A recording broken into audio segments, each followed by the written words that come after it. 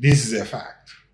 I mean, while we had almost 30 network operators by the time we were getting to 2008 to 2010, between 2010 to 2015,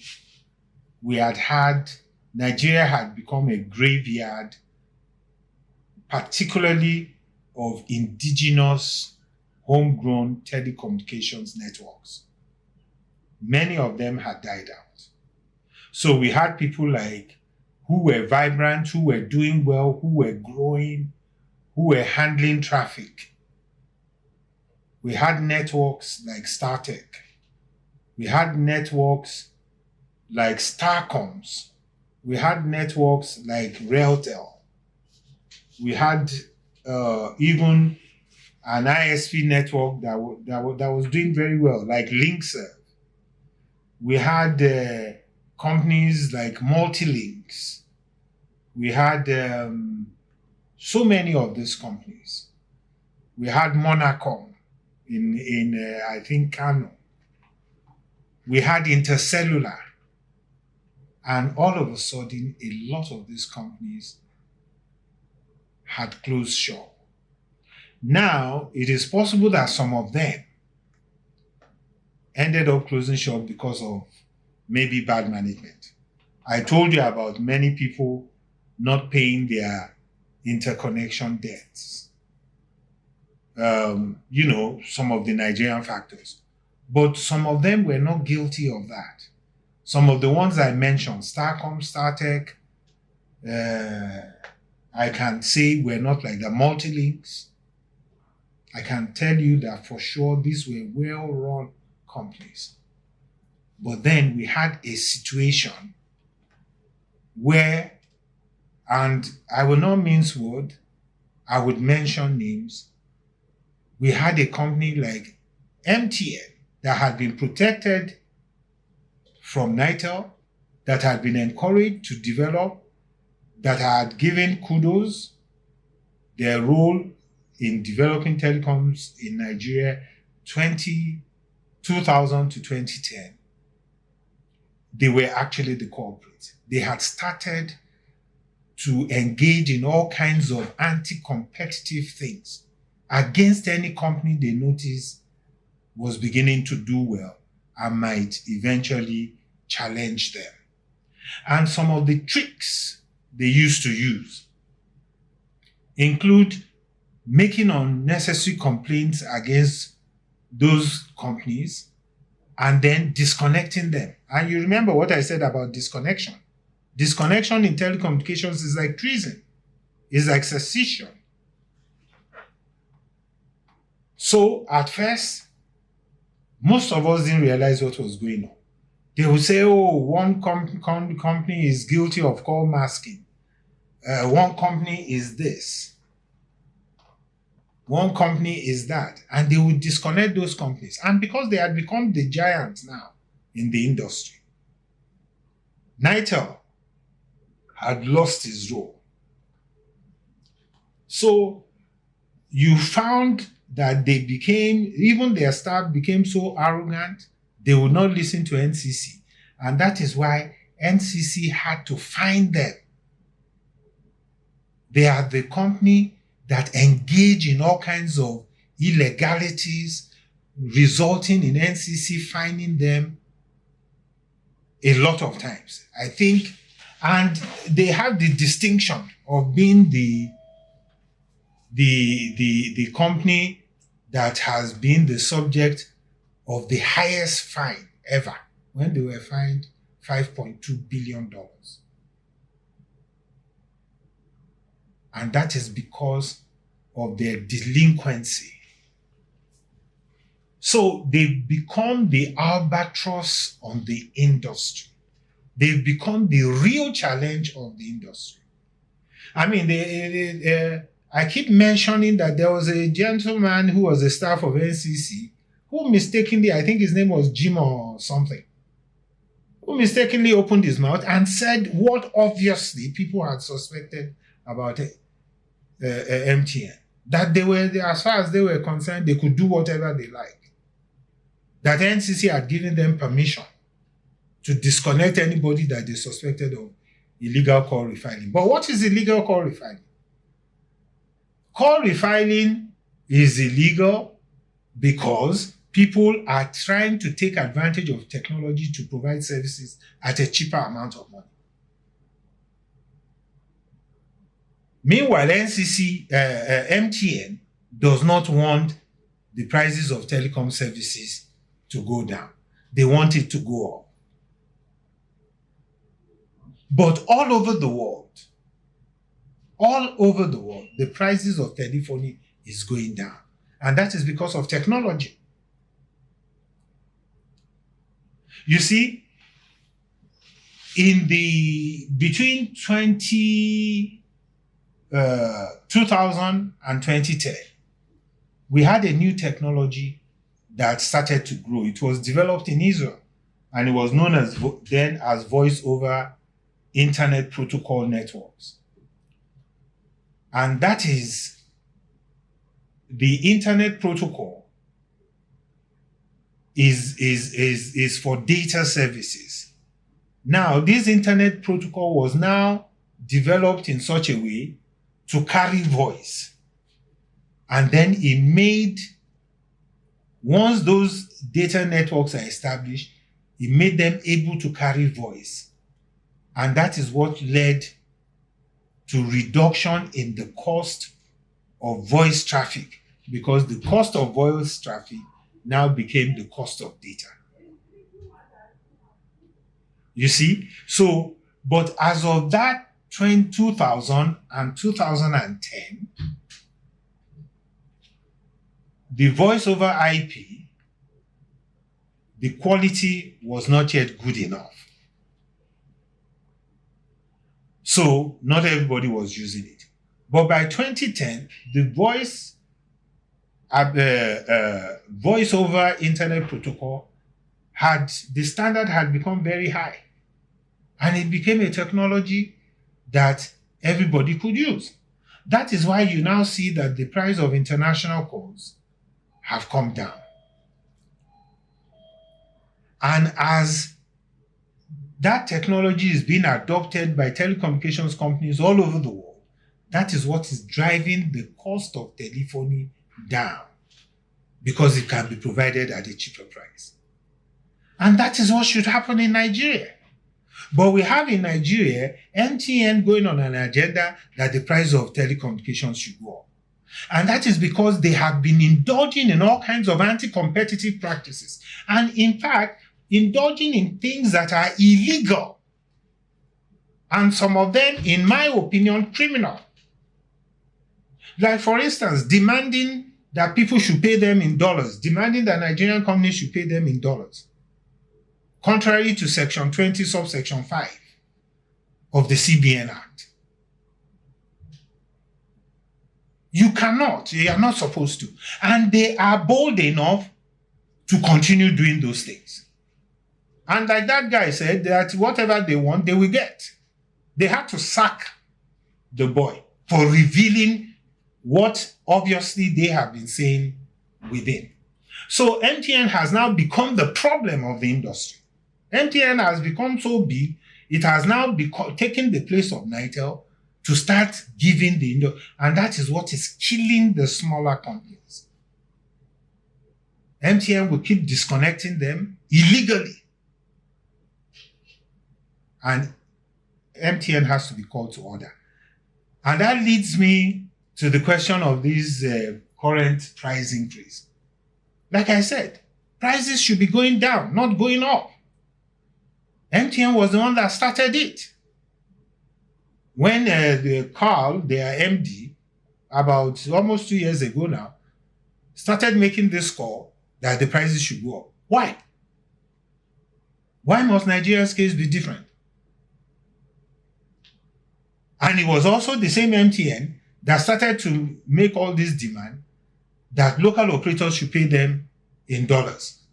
Because now they've lost faith in the Naira.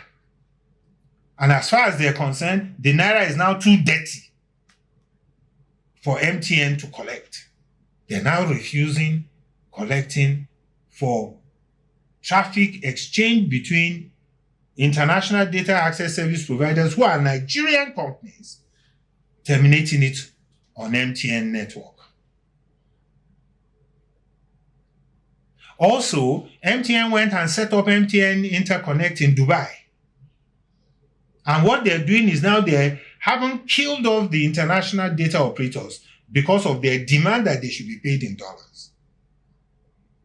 They now had already set up MTN Interconnect to aggregate all traffic bound for MTN Nigeria network. And once they succeed in doing that, Nigeria would then, it is whatever MTN tells us, this is what the money we've made from the upstream, this is the money we've made from the downstream. They can easily now just tell us anything they like, and they can easily evade taxes.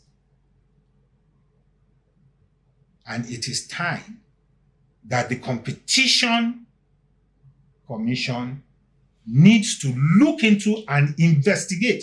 MTN has been investigated in Ghana for tax evasion. There has been complaint against MTN in Nigeria for tax evasion. Why are they trying to totally take over the industry and control the industry? And it is a security challenge for us if a company can completely dominate this sector. So, the biggest challenge we have today is the dominance of MTN. And right now, they've done it so well. Glo has reduced drastically. They even disconnected Glo over some whatever reason. I don't know. That is not allowed. Like I had stated earlier, that from the 90s, you don't have two big operators disconnecting each other. But somehow, NCC granted them to disconnect Glo until I think it was the presidency that stepped in. And Glo has been bleeding. Glo now has 12% of the market, while MTN has now gone over 50% of the market. They've become fully dominant. And even though it is 51% that MTN has, in terms of impact, their impact is that they're controlling about 80% of the market. It's time for MTN to be unbundled, to be cut to size, and to be made to obey the laws of Nigeria. They've grown in Nigeria. Nigeria has helped them. They've grown so much. MTN has 22 operations. They're in 22 companies. But Nigeria alone accounts for over 27% of the whole MTN group. 27%. You see? But they shouldn't now kill the country. They should not be allowed to colonize Nigeria. And how much do Nigerians have even in MTN Nigeria? Where is the Nigerian participation? And they're trying to kill off all Nigerian networks. I don't believe that Nigerians own up to 20% of MTN Nigeria. I don't know the figures. So, at the end of the day, you have a foreign company that has practically destroyed the indigenous participation in Nigerian telecommunications. And I don't agree that that kind of situation should be allowed to stay. We need to help Nigerians. We need to increase Nigeria. We keep talking of local content, local content, local content. The only way you're going to get local content is when there's local participation. Because it is local companies that are more likely to bring in local content into the industry. Not a company that has refused to fully embrace the Nigerian identity and Nigerian participation in its ownership. They are the biggest problem. they've become a problem.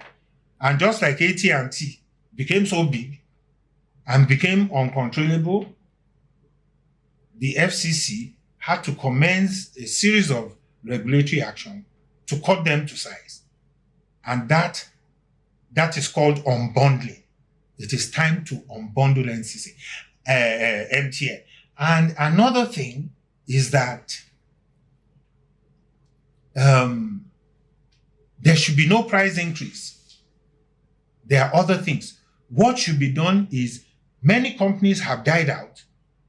What NCC needs to do now is to facilitate market entry, is to get more companies to come and request for license, is for NCC to encourage international investment in Nigerian telecoms.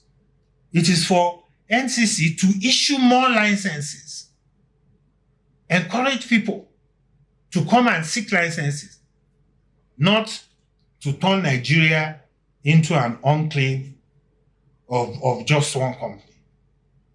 And it is when there is therefore competition that you will see that market prices will reduce. So you don't start by encouraging a dominant monopoly. That will lead to price increase. You should start by fostering competition, facilitating market entry. That is what will drive pricing down. Because the trend today, due to technology adoption of voice over IP, is that prices are going down.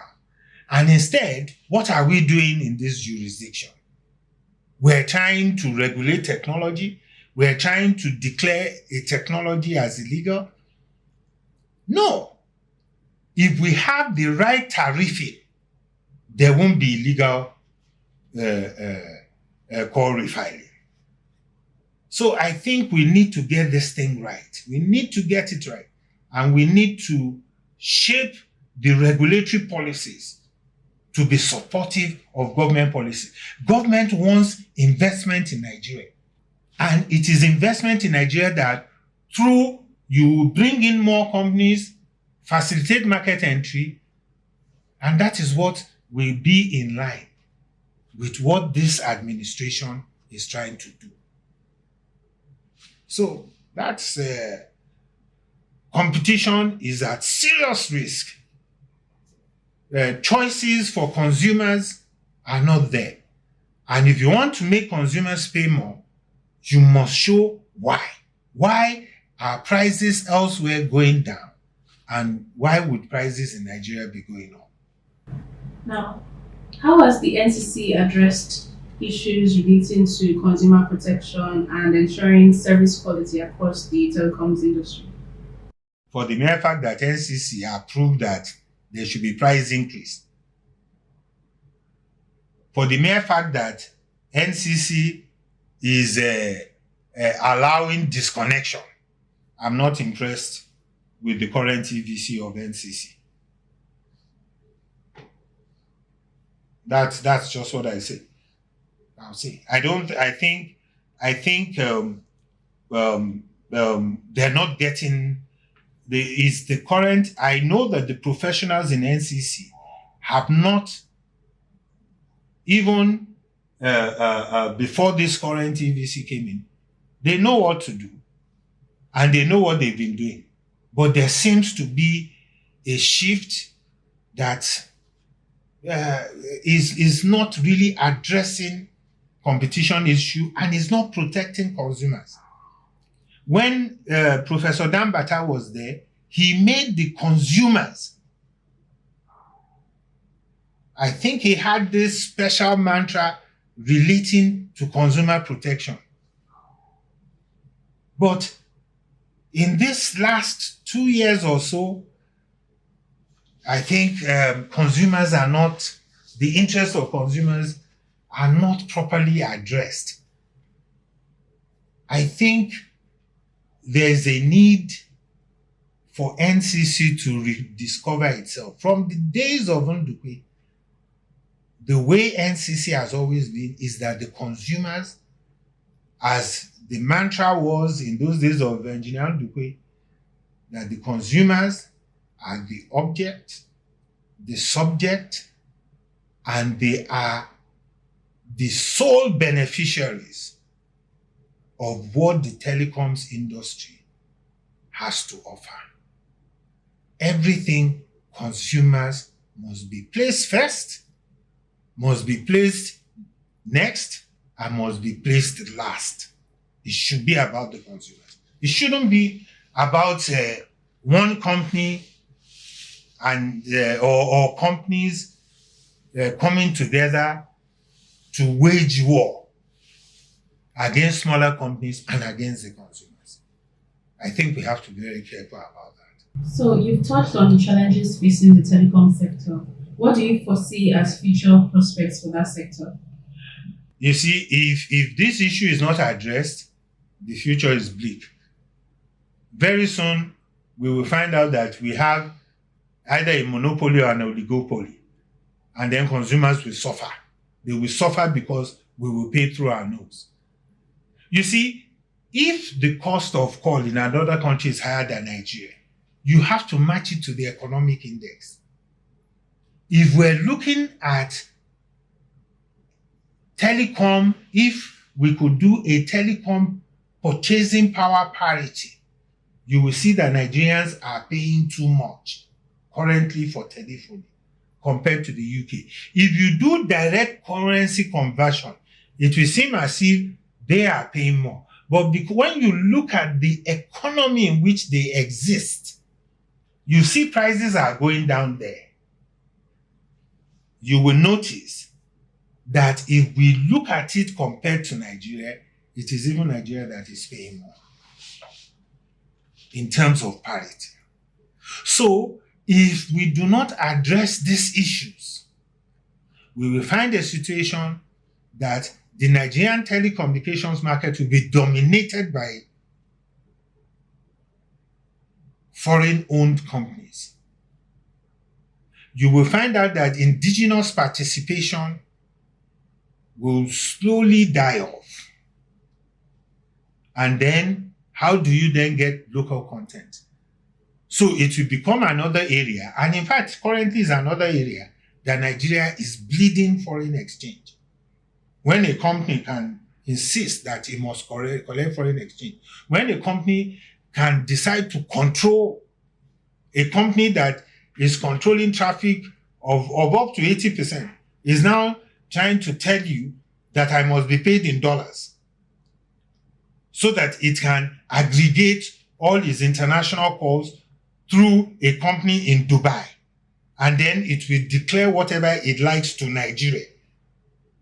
I think FIRS needs to wake up. Otherwise, Nigeria, the future is bleak, and Nigeria will be a captive market. But if we do the right thing, telecommunications is going to be an area that will be important for national development. As we have seen over the years, right up to 2015, when things, in my opinion, started to go south. And this is not about anything. This is about my country, and anybody who is aiding this situation of or that is going to bring problem to the country, well, I'm sorry, I'll declare such a person as an unpatriotic Nigerian. Nigerians need to work hard for what will benefit our country. We need to pursue policies that will encourage indigenous participation in telecoms. And we shouldn't allow indigenous participation to die. We shouldn't allow local content to diminish. It should increase.